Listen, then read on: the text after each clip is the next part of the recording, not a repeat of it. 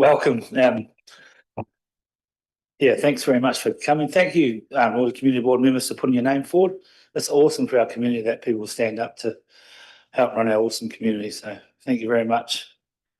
We are online, so when we're at the meeting thing, if you can use the mics, so there's a lot of people watching online, I think. But no, it's so awesome, and thank you to the family for and your loved ones and for coming along as well. People in the community supporting these people that put their hand up to help us to grow Ōtorohanga an even better place. So I'd like to call up Taylor Barclay, please, to swear her oath. Listen.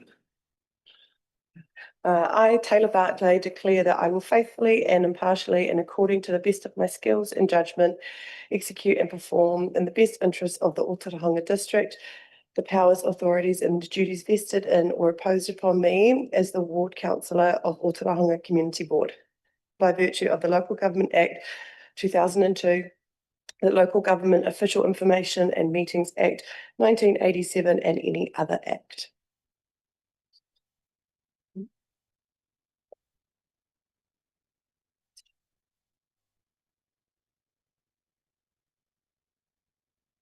Congratulations. Thank you.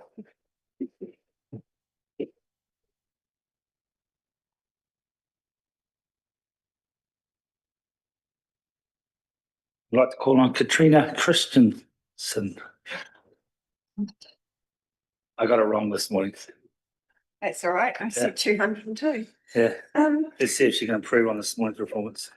I, Katrina Christensen, declare that I will faithfully and impartially and according to the best of my skill and judgment execute and perform in the best interests of the Ōtorohanga District Council the powers, authorities and duties vested in or imposed upon me as the Ward Councillor of the Ōtorohanga Community Board by virtue of the Local Government Act 2002, the Local Government Official Information and Meetings Act 1987 and any other act.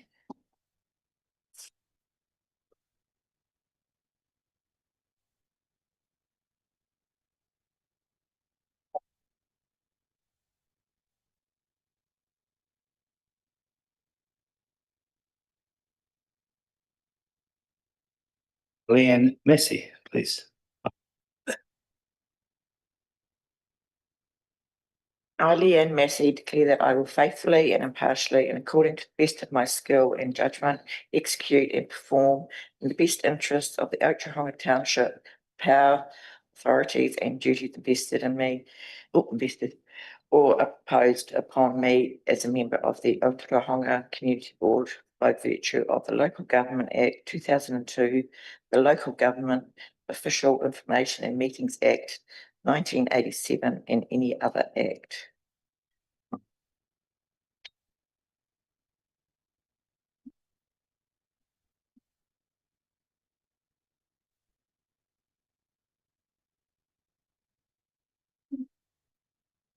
Leanne, you're part of the meeting now. You like that? Yeah. I'd like to call Brendan McNeil.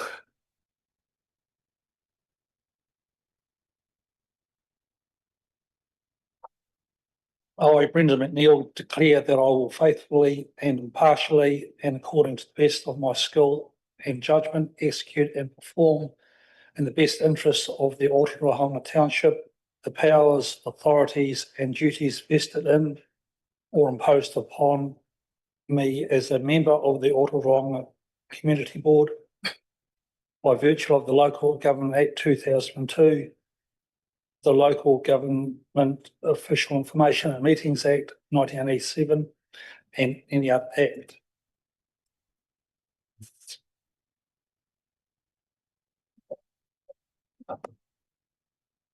Congratulations.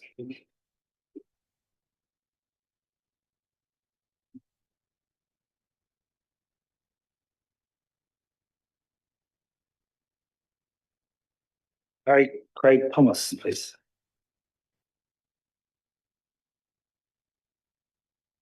I, Craig Thomas, declare that I will faithfully and impartially and according to the best of my skill and judgment execute and perform in the best interest of the Ōtorohanga Township the powers, authorities and duties invested or imposed upon me as a member of the Ōtorohanga Community Board by virtue of the Local Government Act 2002, the Local Government Official Information Meeting and Meetings Act 1987, and any other act.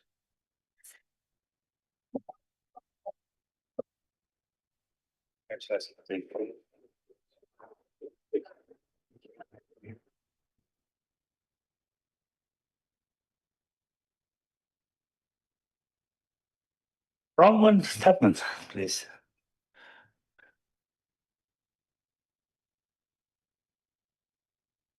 Okay, so I, Bronwyn Tubman, declare that I will faithfully and impartially and according to the best of my skill and judgment execute and perform in the best interests of the Ōtorohanga district the powers, authorities and duties vested in or imposed upon me as a member of the Ōtorohanga Community Board by virtue of the Local Government Act 2002, the Local Government Official Information and Meetings Act 1987, and any other act.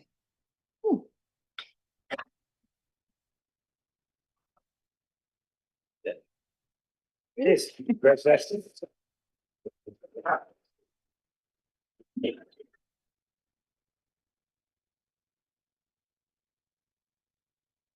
That concludes the formal swearing in. Now we'll begin with the meeting.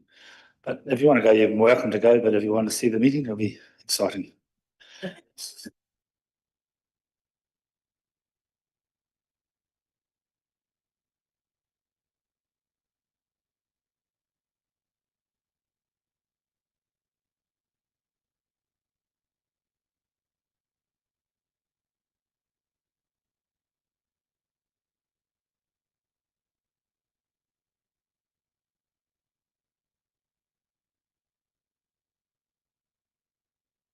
Oh. Yep. Now that we've finished the swearing in, before we start the meeting, it's normal that we have a karakia before the meeting. We probably should have done it before the swearing in, but never mind. Let's just do it now. We're doing it Ōtorohanga way. So if you know it, way you go, but otherwise I'll give it a go. Mā te whakapono, mā te tingaraki, mā te tiro, mā te whakarongo, mā te mahi tahi, mā te mana whanua nui, mā te e roha, ka te e tātou. Would you like the English? Okay. By believing and trusting, by having faith and hope, by looking and searching, by listening and hearing, by working and striving together, by patience and perseverance, by all being done with compassion, we will succeed. So the first item we have is, where's my run sheet? Help me. Yeah. Here we go. Oh, that's right. So item one, we'd have to have a chairperson, because I'm not going to be here forever. So out of the community board, people would like to call for, I'd like to call for nomination. All right, too fast? Yes. First one is we need to sit on the voting. Ah, okay. Would you like me to? Yes, please. We'll hand it over to Tanya. What sort of voting system? Through you, Mayor Dow. So before we can appoint a chairperson and deputy chairperson, the board actually needs to agree on the process for electing the chairperson, and that is item 1 on the agenda. So what staff are recommending is that the board adopts system B as a method for electing the chairperson. We believe that this system fulfills all the legislative requirements, but it's a lot simpler than system A. Of course, it is ultimately up to the board which system you choose, and we can answer any questions about that. You, your wish. Oh, me, Dal. Can you just elaborate a bit more on the differences between the two voting systems, please? I will ask my governance manager, Kaya, to elaborate on those. Through you, Mayor Dow. System A is commonly used for large community boards where they have 3 or more people nominated. It's a process where you have rounds of voting with the lowest person, the person with the lowest amount of votes dropping out from each round until you have a winner. System B is for smaller community boards in general. So you have 1 round of voting and whoever gets the most votes is elected chairperson. In the event of a tie, then both names are put into a hat and the chief executive or mayor will pull a name out and that person would become the chairperson.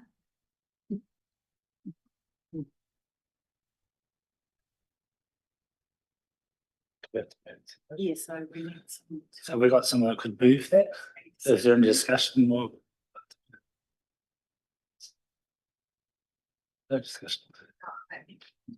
I'm fine, I understand now. So really, everyone else needs to decide whether they want option A or B. Yeah. Everyone clear on what the 2 systems are from Kaya's explanation? Yep. Okay. So if people support the recommendation, I could move. someone can move. I could move it and then yeah, I'm happy to move. That we I'll Use. second it. move me seconded. All those in favour? Aye. Against?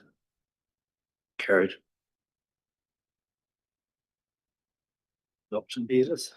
So now I go. Yep, so now the next report on the agenda is item 2, which is the actual election of a chairperson. So yeah. So item 2 here is the election of the chairperson, as Tony's just said. So I'd like to call for nominations for chairperson. Through you, Mayor. Yeah. Rodney. Rodney. Come on, Rodney. Sorry, I'd like to nominate Bronwyn. We have a seconder for that. Yeah, I'll second it. Yep. Bronwyn, would you accept the nomination? Have we got any more nominations? Mayor Rodney, I would like to nominate Brendan. We have a seconder for that.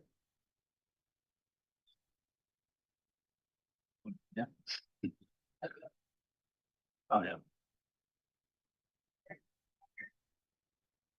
Yeah, that's it. Okay. There's no seconder, then the discussion. That's Okay. So we've all had a chance to second it. There's no seconder, so we've put it the vote so for we- Bronwyn. Yeah. we Yeah. don't need to vote on it. Right. 1 nomination unless there are any others. Yeah. Final call. Final call.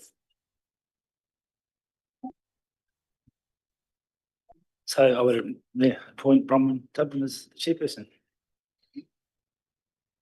Congratulations. I can step down. Yeah, you can.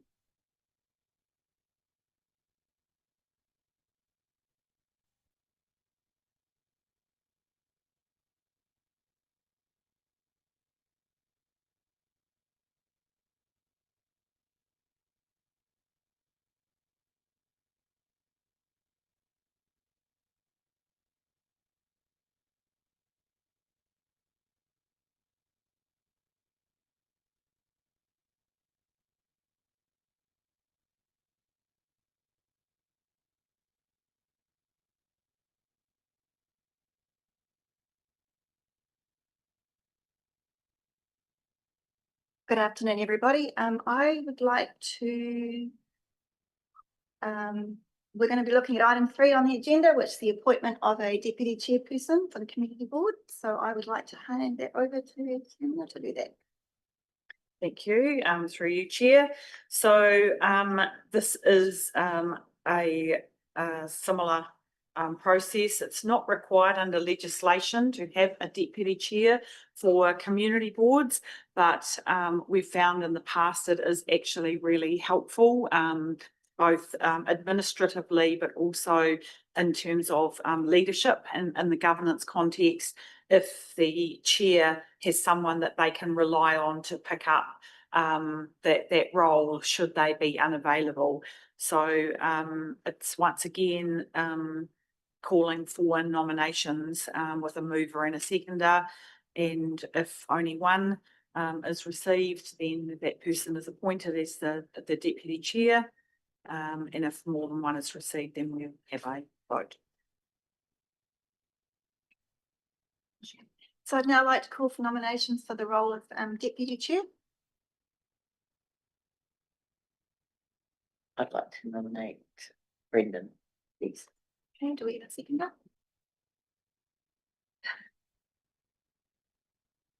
I'll second it. Do we have any other nominations for the?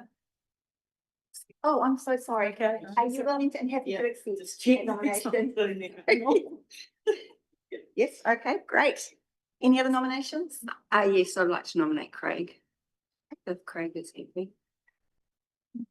Okay, and we need a seconder for that. I'll second that too.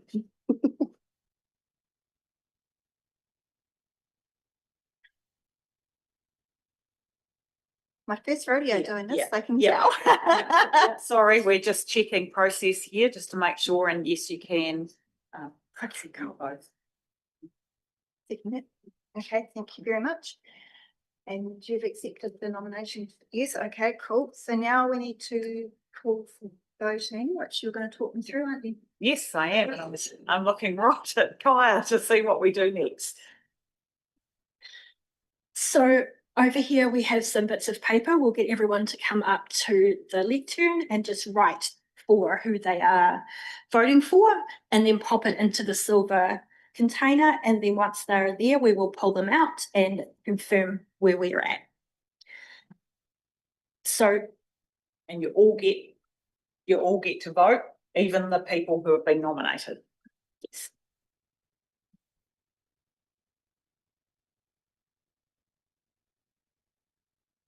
We do one at a time and maybe start with Leanne. Is that okay? And we'll go around the table, just so there's orderly.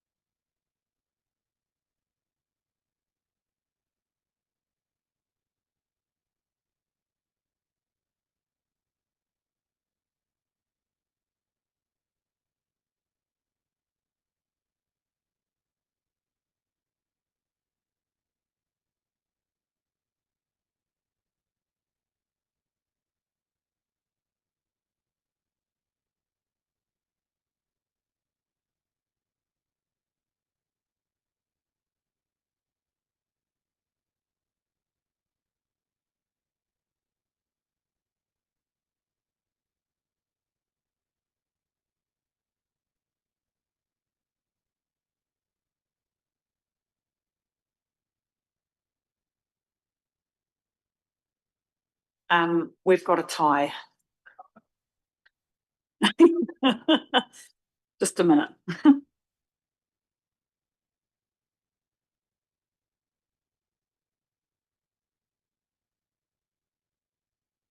So we've put one of each name back in the bucket, and Mayor Dow is going to draw one out without looking. Kai's going to try and hold it right up high.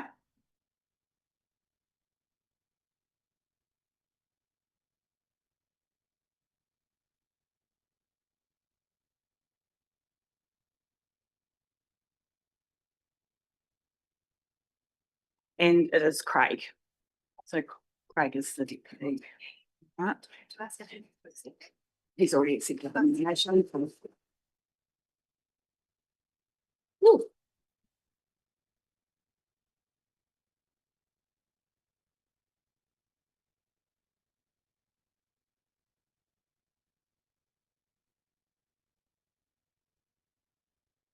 Okay, so moving on to item 4 on the agenda, fixing of a date and time for our first meeting for the community board. Do I need to call for presentations or? So if I can speak to this through you, Chair. So the Ōtorohanga Community Board in the last training was on the first Monday of the month. And at 4 o'clock start. And so I don't know whether this board is of a mind to stick to the same day and time, or whether you've had thoughts on something different. We do, the only thing we ask you to be mindful of in setting a date and time, and we can give you feedback should you wish to change, is council staff write reports for the agendas. And if we stack all of the meetings into sort of one, like if both boards and the council all want to meet on the third something of the month, we've got a massive bottleneck of reports. So we try and space them out a wee bit so that we're able to give you that information that you need. So that's the only thing that I'd ask that you're mindful of. Okay, so any thoughts in terms of setting our first meeting? I know we previously had a discussion around Mondays at 4 p.m. Does that still suit board? Yes. That still suits. Yeah. It does, yes. And in terms of the date for our first meeting, do I have any suggestions on when that would be?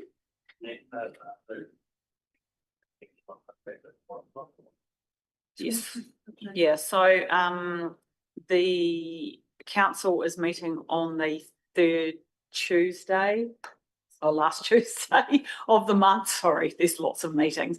Last Tuesday of the month. Kawhia have yet to decide. We've got their board at their inaugural meeting on Thursday. Hopefully they'll want to stick with the same pattern, but the recommendation here is for Monday the 1st of December for your first meeting, and then we can bring you a report at that meeting with your meeting dates for the rest of the triennium if you want to stick with the Mondays at 4 p.m.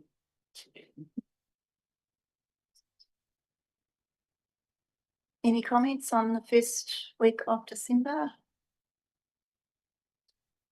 Being 1st of December? Yeah.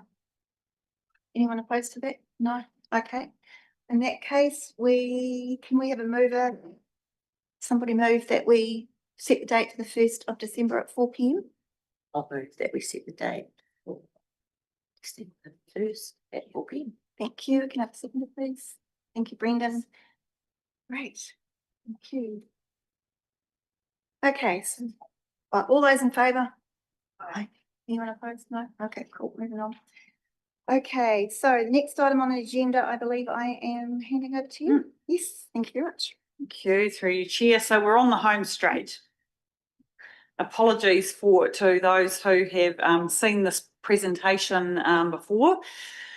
My job in the legislation is to cover some key pieces of legislation that will keep you safe.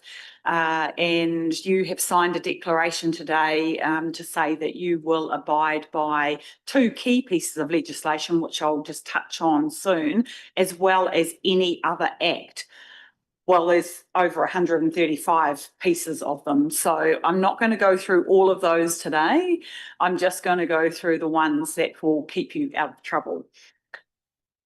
So the ones that I'm going to cover today, and the first two were in your declarations, the Local Government Act, which is our main piece of legislation. It sets us up as councils. The Local Government Official Information and Meetings Act, which we fondly call the GOIMA, and then the Members' Interest Act, Local Authorities Members' Interest Act, the Crimes Act, and the Secret Commissions Act. So the Local Government Act is the main piece of legislation that gives what's called the power of general competence, which enables you to act on and for and on behalf of your community. The four well-beings are in that piece of legislation as the purpose. Part of the purpose of the Local Government Act is to look after the social, economic, environmental and cultural well-being of your communities for today and into the future. The current government is about to change the purpose of local government, and I'll talk a wee bit about that shortly. They have put what's called the Systems Improvement Bill in place, which they are proposing to change our role. So there's a governing role there, and community boards are part of that governing role, and that is around helping council to set direction and policy and supporting that performance monitoring. So while the councillors are the main ones with that responsibility, the community boards have clauses in the Local Government Act, and we've put that in your agenda, that give you the mandate to be close to your communities of interest and to feed that information up through council when we are putting those policies and key documents together. The next bit is around engaging the community, and we like to think that you'll be our arms and eyes and ears out there helping us to engage the community when we need to make key decisions and do some planning.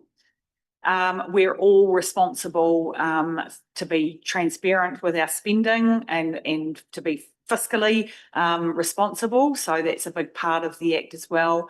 And open, transparent and accountable are cornerstones of local government. Then the planning, and it references the long-term and annual plans, which help us stay on track. So I mentioned that the current government is looking to make some changes to the purpose. So they are wanting to refocus us on core services. We've been on this rodeo before, if I can refer to it like that, where every time a new lot of elected members come in at central government, they tend to have changes, ideas around changes to the purpose of local government. So we've had the wellbeings in, and then we've had them out, and then we've had them back in, and now they're looking at taking them back out again. The power of general competence that I referred to before actually gives you the power to go out and understand from your community what core services are. And I talked about this morning with our council at the swearing in.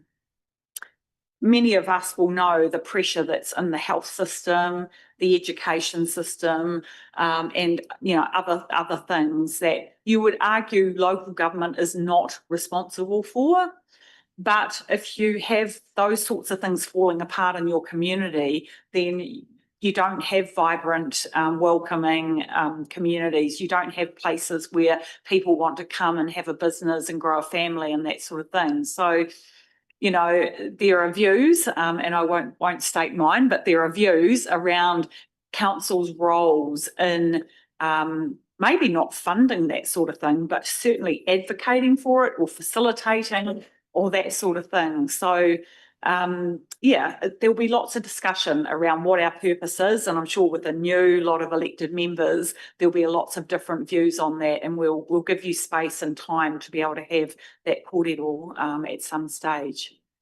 There's some other things that the System Improvement Bill is going to propose. One of them you might have heard of is rates capping, and that's been quite, in the news quite a lot.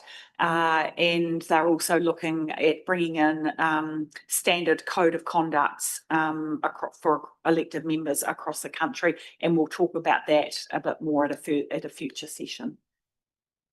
Lagoima, there's a lot of feeling about Lagoima in terms of being open and transparent, and you might have seen headlines that some councils get slammed for holding meetings behind closed doors, workshops behind closed doors. The principle of Lagoima is providing information to the community is the first principle. And there's always, we do have reasons to withhold information sometimes. Sometimes it's we have confidential information that we need to manage quite carefully. And I used the example of my own performance review this morning. So that, it's not appropriate that that's put on a public agenda. It's my personal kind of information. So that we would use privacy as our reason to withhold that information. But most of the time, we try and put everything on public agendas. We try and hold our workshops in public.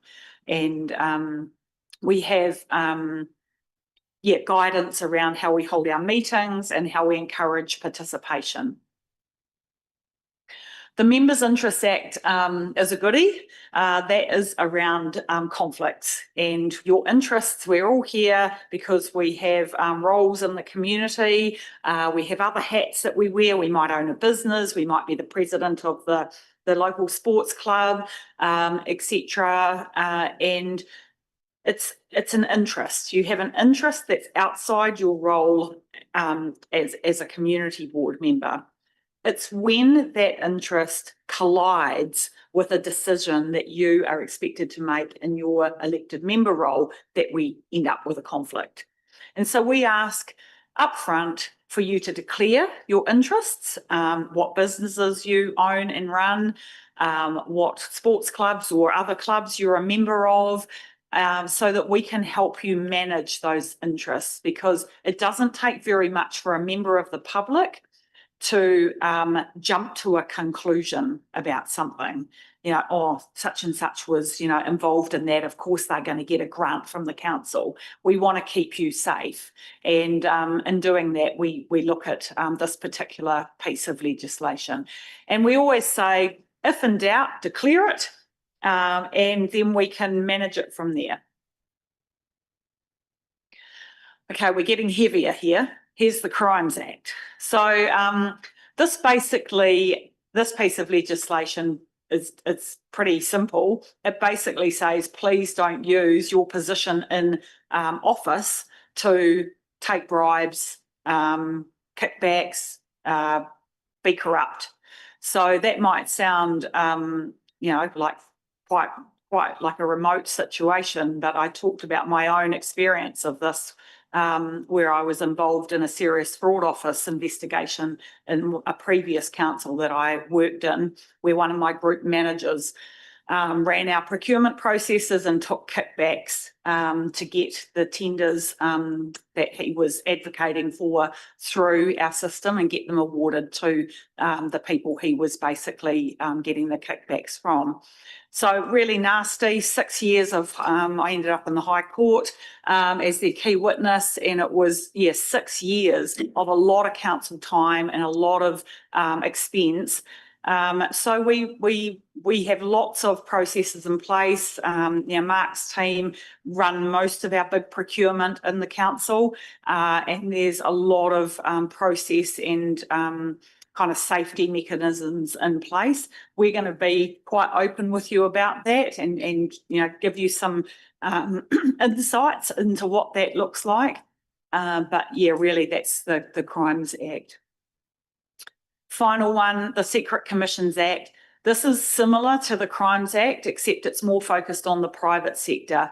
The Crimes Act has clauses in it that relates to a person in as a public official, both paid staff and governance. Whereas this one, similar thing around gifts, around bribes, third-party payments, that sort of thing, but it's just a different piece of legislation. So we're going to be taking you through these in more detail as we do the induction program. This is just for your information. Here's some key pieces, and it's required by law that we take you through that on your first meeting. So sorry, it's a wee bit heavy, but it's, you know, at the moment, it's just good for you to be aware, and we will take you through these and some of these in more detail as we proceed through our induction process. Are there any questions, any pātai? Anything not clear? No? Good.